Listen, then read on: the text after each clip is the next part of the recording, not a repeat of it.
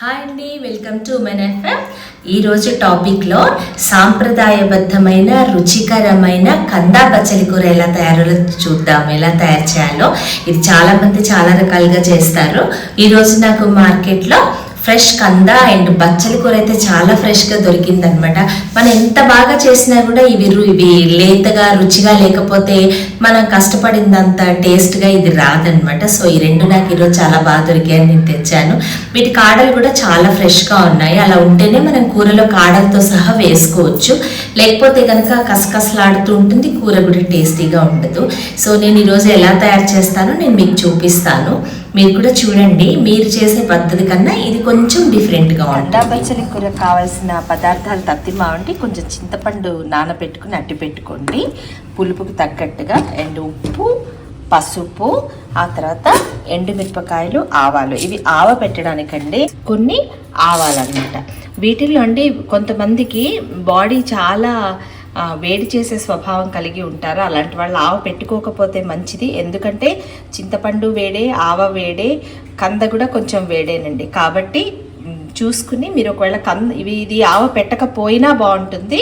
కాబట్టి మీ బాడీ తత్వాన్ని బట్టి మీరు డిసైడ్ చేసి కూడా కడిగేసి చక్కగా ఇలా తరుక్కోండి. మరీ సన్నగా అవసరం లేదండి. అతి సన్నగా తరిగితే ఆకుకూరల పోషక విలువలన్నీ పోతాయి కదా.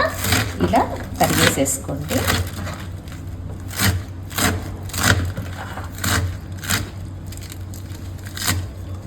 ఇలా తరిగేసుకోండి. కంద కూడా, ఈ కందని కూడా చిన్న ముక్కలుగా తరిగేసుకుని అట్టి పెట్టుకుంటే కందని కుక్కర్లో ఒకసారి 2 విజిల్స్ వచ్చే వరకు ఉడికించుకోవాలన్నమాట.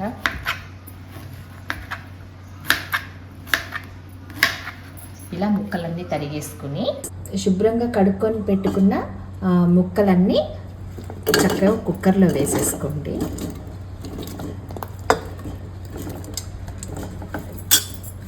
వీటిల్లో ఈ చింతపండు పులుసు ఉంది కదండి, ఇందులో ఇది వేసేసుకోండి. ఎందుకంటే చింతపండులో ఉడుకుతుంది, వీటికి ఎలాగో ఉడకడానికి కావాల్సిన నీళ్లు కావాలి. కాబట్టి ఈ చింతపండుతో ఉడకడం వల్ల పుల్లగా ఈ కంద చాలా బాగుంటుంది. అండ్ చాలామంది బచ్చలి కూర కూడా ఇందులోనే వేసేస్తారండి. నేను ఇందులో వేయటం లేదు బచ్చలి కూర. ఎందుకంటే బచ్చలి కూరలో కొంచెం స్టిక్కీ ఉండే లక్షణం ఉంది కదా.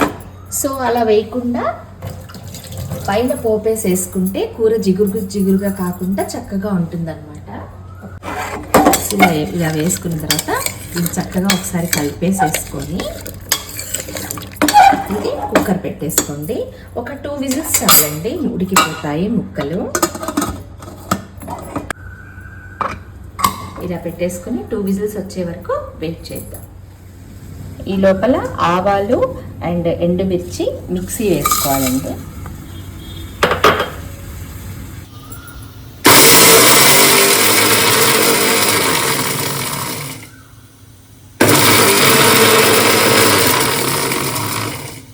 ఇలా బరకగానే ఉండాలి, మెత్తగా పొడిగా చేసుకుంటే బాగుండదు. ఇది కూరలో పైన కనిపించి కూరకి రుచి బాగుంటుంది, చూడడానికి కూడా అందంగా కనిపిస్తుంది అన్నమాట.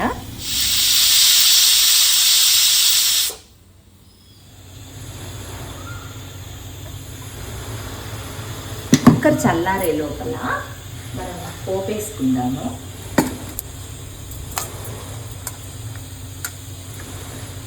దీంట్లో ఆవాలు, పచ్చిశనగపప్పు, మినప్పప్పు, కొంచెం జీలకర్ర ఇవి వేసుకుని తరిగిన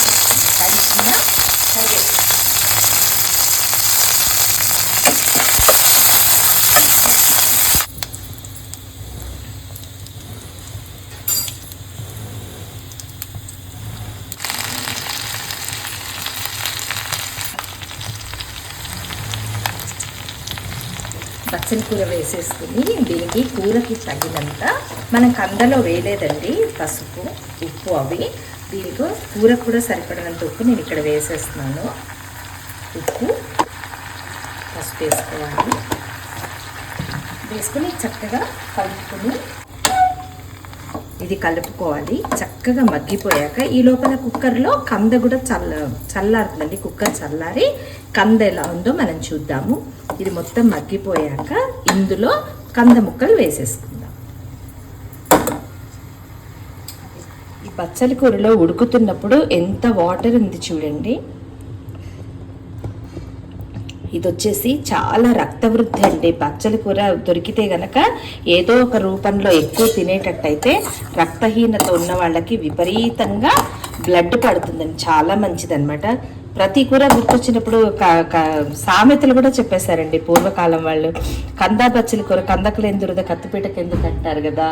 అంటే వేరే వాళ్ళు పట్టించుకోకపోయినా వాళ్ళ గురించి వేరే వాళ్ళు మాట్లాడి చెడ్డ అయిపోయి అనవసరంగా అన్నింటిలో కల్పించుకునే వాళ్ళకి సామెత వర్తిస్తుంది అనమాట. కంద తరిగే ముందు కొంచెం చేతులకు ఆయిల్ రాసుకుంటే కూడా దురదలవి లేకుండా ఉంటాయి. ఇప్పుడు ఈ కంద ఎలా ఉడికిందో చూద్దామండి.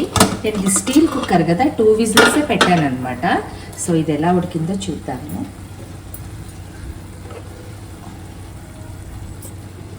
చక్కగా ఉడికిపోయింది ఇది.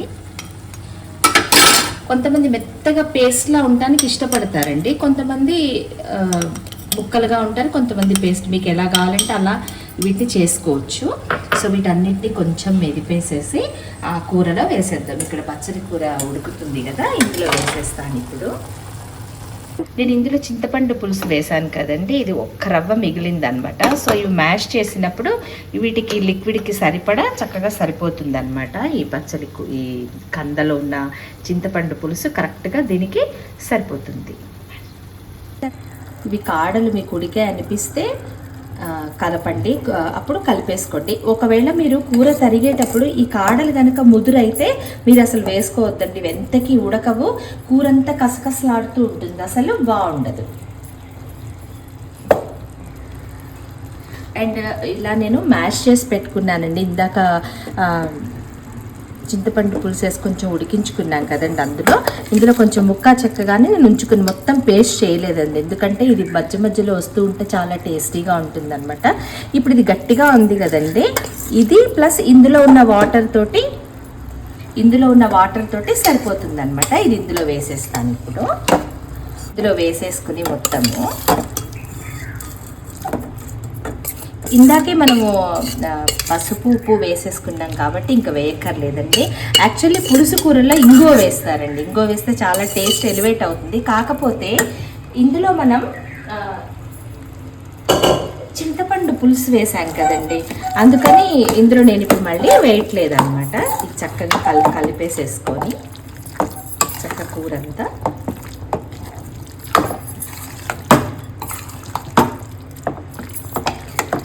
చాలా లేత బచ్చలండి ఈరోజు నాకు దొరికింది. ఎంత బాగుందో బచ్చలి కూర. ఆవకి ఎండుమిరపకాయలు ఆవాలు మిక్సీ వేసుకున్నాం కదా, అది ఎప్పుడు వేడి మీద కలపకూడదండి. వేడి మీద కలిపితే చేదెక్కేస్తాయి ఆవాలు. కాబట్టి కూరంతా చక్కగా చల్లారిపోయాక మనం తినే ముందు కలుపుకుని బౌల్లో పెట్టుకుంటే చాలా బాగుంటుంది.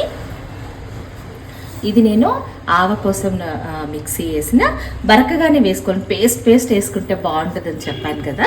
సో అది ఇలా చక్క పైన కలిపేసేసుకొని కూర చల్లగా అయిపోయిన తర్వాత ఇందులో వేసేసుకోండి. చూడడానికే చాలా కలర్ఫుల్గా ఉంది కూర. చక్కగా కలిపేసుకోవాలన్నమాట. మీరు చల్లారాక వేసుకుంటారు కాబట్టి నీట్గా కలిసిపోతుందండి కూరలో. ఇది తినే ముందే చేసుకుంటే బాగుంటుందండి, లేకపోతే కొంచెం గట్టిగా అవుతుంది కదా కూర. సూపర్ టేస్టీ అండి, అసలు హెల్దీ టేస్టీ అన్నీ అనమాట. రోజుకొక కూర చొప్పున మన శాకంబరి అవతారంగా అమ్మవారు మనకి బోలెడన్ని కూరలు ఇచ్చారు చక్కగా, అన్ని ఆరోగ్యాన్ని పెంచేవి. కాబట్టి అప్పుడప్పుడు చక్క ఇలాంటివి కూడా చేసుకుంటే వంటల్లో ఆధారుగా చాలా బాగుంటుంది. నేను నెక్స్ట్ వీడియోలో మీకు కందట్టు చూపిస్తానండి, అది ఇంకా టేస్టీ. అది కూడా అన్నంలోకి ఆధారుగానే చాలా బాగుంటుంది అనమాట. సో రెడీ అయిపోయిందండి, ఇది ఒక బౌల్లో తీసేసుకుందాము.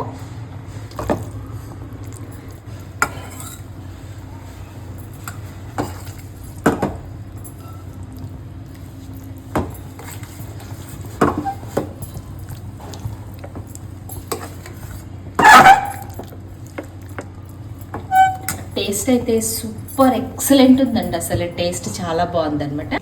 చాలా మంది చాలా రకాలుగా ఈ కందా బచ్చలి కూర చేస్తుంటారు. ఇది నేను చేసే పద్ధతిలో నేను మీకు చూపించాను. కొంతమంది అన్నీ కలిపి కుక్కర్ పెట్టేస్తూ ఉంటారు, కొంతమంది చెప్తున్నాను కదండి రకరకాలుగా చేస్తూ ఉంటారు. ఇది నేను పూర్వకాలం మా నాయనమ్మ వైష్ణవ పద్ధతి కదా ఇలా చేసేవారు ఆవిడ. టేస్టీ ఉంటుందండి. కొన్ని కూరలు ఇప్పటికి కూడా బీరకాయ తీగ బీరకాయలు ఉండేవండి, అలానే కాయలు కూర చేసేవారు ఆవిడ. ఎంత బాగుండేదో ఆ కూర కూడా. సో ఈరోజు ఇది నేను మీకు చేసి చూపించాను. ఈ వీడియో మీకు నచ్చినట్లయితే please like, share and subscribe to our women FM. Thanks for watching. Thank you so much.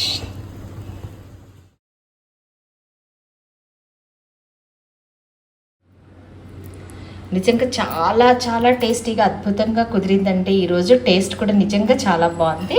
మీరు ఇలా చేసుకుని చూడండి. అండ్ చింతపండు, ఉప్పు, పసుపు, ఆవ ఇవన్నీ మీ చాయిస్. మీ ఇంట్లో కారాలు తినే అనుగుణంగా మీరు అవి వేసుకుంటే మాత్రం సూపర్ టేస్ట్ ఉందండి. ఈరోజు చాలా బాగా కుదిరింది నిజంగా. ఇలా మీరు కూడా ట్రై చేసి చూడండి. అండ్ ఎలా ఉందో కూడా నాకు ఒకసారి చెప్పండి. అండ్ ఈ కూరలో నేను ఎక్కువ ఆయిల్ వేయలేదండి, ఒక స్పూన్ పోపులో మాత్రమే వేశాను. కొంతమంది చేసేటప్పుడు మొత్తం అయిపోయాక నూనె కలుపుకొని దింపుకుంటారు. జనరల్గా ఏంటంటే అన్నంలో నూనె వేసుకోకుండా తినకూడదు కాబట్టి ఒక డ్రాప్ అయినా అన్నంలో ఆయిల్ కానీ నెయ్యి కానీ వేసుకోకుండా ముడి అన్నం తినకూడదని ఒక పెద్దవాళ్ళు మనకి పెట్టారు కదా. అలా మీరు కనుక అన్నంలో నూనె వేసుకునేటట్టయితే ఎవరికి కావాల్సినంత వాళ్ళు వేసుకోవచ్చు. ఈ కూరలో వేసుకోవాల్సిన అవసరం లేదు.